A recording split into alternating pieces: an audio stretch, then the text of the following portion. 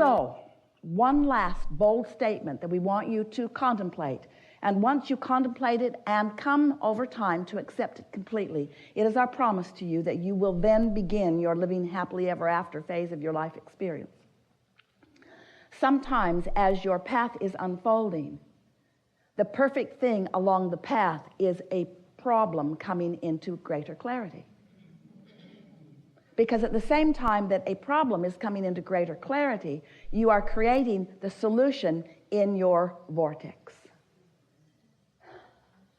Then all you got to do, once you have sufficiently created the solution by poking around at the problem, you just have to decide to be a little more unconditional for just a little while, and the solution will reveal itself to you in very short order. You're going to reach the point that you bless every problematic person in your experience. Oh, you are responsible for major growth within me. I would not be the person I am today if it were not for the harassment that you have provided for me. I'm so appreciative of everything that you've caused me to desire that you're not. And when I gained the wisdom to stop making your deficiencies be the basis of my vibration, then everything that you helped me to become, I began to realize. And then you're going to love all of the components of this magnificent world, because we really are all in this together.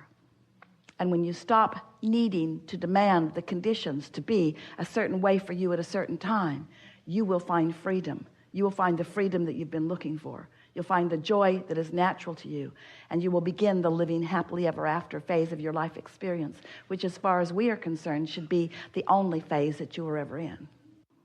So over time, we've been talking with you about who you are. You are so important to the equation of the eternal expansion that we all are. He said, I'll go into this physical experience and I'll explore and I'll see, I'll hear, I will experience the contrast, the variety. And out of it, I will come to my personal conclusions about what I personally prefer. And the reason that you did that so clearly, you knew that so clearly before you got here, is because you understood that the whole purpose of the variety is for choosing. You said, I'll make choices that are important to me. And you knew that in doing that, you would launch rockets of desire, that you would send out vibrational rockets, because you weren't even considering your vocabulary in those days.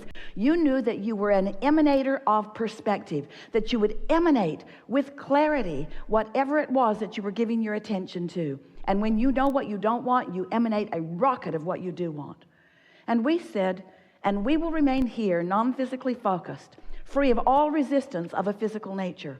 And when you send off a rocket of something you prefer, we will hold steady to that rocket, and we will hold firm to the equation that you are establishing moment by moment. And as you evolve because of this time-space reality, so will we. And we will hold to the expansion that you carve out. And you said, okay. Sounded really good to you, because you knew that as we held to that expansion, that you would be able to tell in every moment by the way you feel how close to your expanded version you are holding, or how much you have deviated from it, you see. So your emotions let you know. If you're feeling wonderful, that means you've launched lots of rockets of desire, and you are in this moment not offering a thought, belief, or expectation that contradicts the desire that you hold. You're right up to speed with who you are. And in that moving with the flow of who you really are, you feel elation, you feel passion, you feel exhilaration, you feel really good, you feel love and appreciation, you feel joy. But if you are feeling frustration or overwhelmment, if you are feeling angst of any kind, if you are feeling anger, or if you are feeling grief, if you are feeling revenge, or any of those negative emotions that feel like despair or fear, then that means that your perspective in this moment is so far apart from the perspective of your source about the same thing. That's the most important thing to understand. It isn't that we are focused upon something entirely different and that's why we feel good. We're focused upon what you're focused upon and we feel good. And that is, no matter how you try to figure it out, what unconditional love really is. We maintain our alignment with that which is love, regardless of the condition. Now, Esther wants to say, well, Abraham, if you were in the condition where I am, you might be feeling differently. And we say, do not argue for your conditional limitations. If you will distract yourself from the condition that is causing you the separation from all that you are, from all that we are, from that which is life, from that which is love, from that which is source, if you'll just cut that out, you'll feel good. In other words, it's like the cork is bobbing up there on the surface of the water. You can hold it under the water. That's what negative emotion is. But when you let go of it, when you're distracted from whatever you're doing that's holding it down, it will bob right back to the surface where it belongs. And you are the same. If you're not bobbing, it's because you've got hold of things unnecessarily. You're holding the conditions of those unnecessary things in your thought patterns. And in doing so, you're practicing them because you think a thought for 17 seconds and another thought like it joins it. It doesn't take very much attention to something to get enough momentum going that you can cause what feels like true separation from your life, from your joy, from your clarity, from your abundance, from your well-being, from who you really are. So, cut it out. So, momentum is really a big part of this conversation in the wobble factor. Because if you are launching your rockets of desire, but then you're countering it with, well, I would like more money, but there's not enough. And I would like more money. I would really like more money, but I don't have enough. And I would like more money because I would like to pay my bills. I would like more money, but I don't know hardly anybody that's got enough money. And I would like more money, but the government is so screwy with our money. I would like more money, but the government takes way too much of our money. I would like more money, but my wife is a crazy woman with a credit card. I like more money, but my husband doesn't earn enough money. I would like more money, but my employer won't give me enough money. In other words, you get all this momentum going until you've got quite a wobble going on out here in the conditions that you are examining. And what goes wrong is that then when you think that the way that you get to the place that you want to be is by solving those conditions, what you find out is when the wobble is severe, you can't. The momentum is too great. You can't stop the momentum of those thoughts, those beliefs. A belief is just a thought you've practiced into a very strong vibration. So the beliefs that you've practiced that match your true trajectory or your path of least resistance, those thoughts, those beliefs serve you and feel good when you focus upon them. But those beliefs that contradict your true path or your true trajectory, they don't feel so good. And we're just saying, if you can catch that wobble in the earlier stage, it's really easy to deal with. But if you wait until it's out there and all kinds of conditions have occurred or been realized by you because of the consistency of the wobble, you see, you get what you think about whether you want it or not. So when you talk about what you want in the absence of it and what you want in the absence of it and what you want in the absence of it and what you want in the absence of it, you've got this mixed vibration going on and you're living some of all of that, and it's a rocky ride, isn't it? So now you know everything we know. Now you know everything about the laws of the universe that are important for you to know. Now you know everything about your guidance system. So now the only thing that's left for you are two important things. First, you have to accept that your emotions are your wobble indicator. They are your resistance or your allowing indicator. They are your on the path or off your path indicator. They are the being true to you or not being true to you indicator. That's what your emotions are. That's first and most important that you have to know. You have to accept it. You have to remember it. You have to believe it. You have to know that. And second, you have to care about how you feel. You have to be unwilling to put up with early wobbles because they're going to get more. And what happens is, oh, that doesn't bother me that much. Oh, that's all right. I don't feel any really strong pain about that. I can stand that. Yeah, it's been going on a long time, but I'm strong. I can take care of myself. It's all right. I'll be all right. And everybody lives like that and so on. But as it gets bigger and bigger, then you start joining chat rooms about it. Then you start going to those meetings with other people that are leaving that same sort of dysfunction. Then you start drinking things and shooting things and ingesting things in order to numb the discord. In other words, what are you drinking? Wobble-free juice. Really? Wobble-free juice? Well, no, it just covers up the wobble. It makes me unaware of the wobble. It makes me unaware of the wobble. Well, does it help? Well, at first.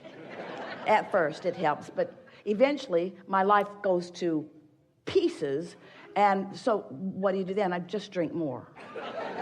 I drink more. I shop more. I do more things to try to fill the void, the wobble void.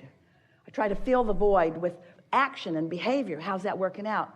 Not that well, but I keep believing that eventually I'll find something that will soothe the pain of my disconnect from the source who is me. There's nothing that soothes that. You just got to stop the wobble. And when you get good at that, in time, there'll be very few wobbles. There'll just be those preliminary wobbles that help you launch more rockets of desire. But you do not have to live without the things that you want. You are creators. You can be or do or have anything. The entire universe backs you up. You just can't contradict your own path and feel good. And you know, everything that every one of you want, or has ever wanted, or ever will want, everything that you want, whether it's a relationship or a pile of money or an enterprise or a material object or a circumstance or an event, everything that you want because you believe you will feel better in the having of it. And what we want to show you is that if you can not wait until you're out there in the weeds, in the wobble zone, trying to deal with conditions that have so much momentum that you just get scrambled, so that there are endless books written on parenting. Yeah, you should do that. No, you should do that. No, you should do that. No, you should do that. No, you should do that. No, you should do that. And we say, none of it works if you wait till you get out there, because you're responding to conditions. You're at the bottom of the hill. You're trying to stop the momentum. You're not going to do it. The only thing that works is to get at the beginning of the momentum and to line up with the whole of who you are, and then take the whole of who you are into this conversation, into this situation. So there's lots of ways that we've been saying that to you. Bless your hearts. You've been following us around and listening to all of these rampages for such a long time. We said you create your own reality. Step 1, step 2, step 3, upstream, downstream. You create this vortex, we wrote a whole book about that too, this vortex of creation. There's this vortex of creation, and then we hammered at you, get in the vortex, get in the vortex, get in the vortex, get in the vortex. You said, if only we could get in the vortex. How in the hell do we get in the vortex? Get in the vortex. We said, everything you want is in the vortex, in the vortex, in the vortex. And then you said, I get it. All my money's in the vortex, but I want to get it out of the vortex and into the bank. How do I get it out of the vortex and into the bank?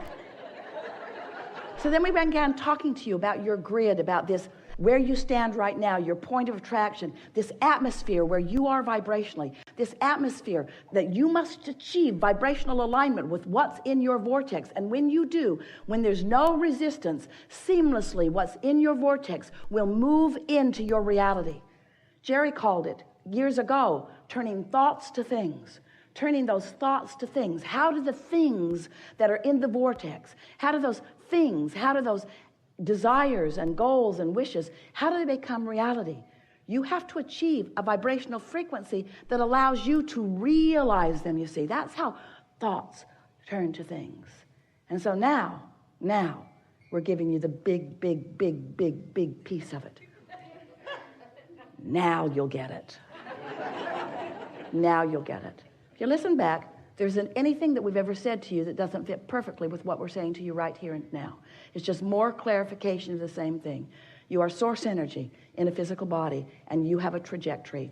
And when you line up with that trajectory, when you dovetail with it, when you add to it, when you are in vibrational sync with it, you feel so wonderful. Sometimes people say, oh, it worries me. Abraham's trying to get me to be really selfish, and everybody else too. And if everybody's selfish, won't they do bad things to each other? And we say, no one ever does anything unkind to another when they are in vibrational sync with who they are. It is not a possible thing. Those people that are acting out and hurting others are hurting themselves in a very big way. You just don't know it. They've got split energy. They're responding to conditions. They feel out of control. They got a big time wobble going. They don't know what else to do. But you do. You do. We have enjoyed this interaction immensely.